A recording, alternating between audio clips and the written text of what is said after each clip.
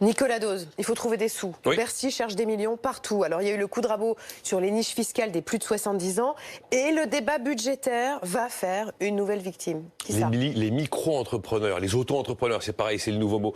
On va aller rogner leurs exonérations de cotisations dont ils bénéficient et ça pourrait rapporter 2 fois plus que pour les retraités d'ici 2022, 600 millions d'euros par an contre 360 millions pour les retraités. En plus, c'est demain, hein, c'est mardi 1er octobre, paf, décret.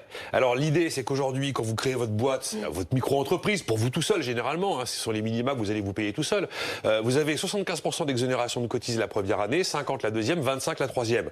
À compter du 1er octobre, c'est plus 75, c'est 50, c'est plus 50, c'est 25, c'est plus 25, c'est 10. Et en 2022, vous aurez une année en promo simplement, la première année à 50% et après c'est terminé. Mais Nicolas, ça va tuer les initiatives de ce genre, non? Pourquoi s'attaquer à cette catégorie? Ça marche tellement bien, ça cartonne tellement. Ça va pas les ralentir? Ah ben bien sûr que si, c'est sympa de nous faire la France qui ose vivre les entrepreneurs, pour après sortir ce genre de mesures complètement bricolées pour aller gratouiller 300 millions. Et ça cartonne, il y a eu 700 000 créations de boîtes en 2018, 308 000 sont des micro-entreprises.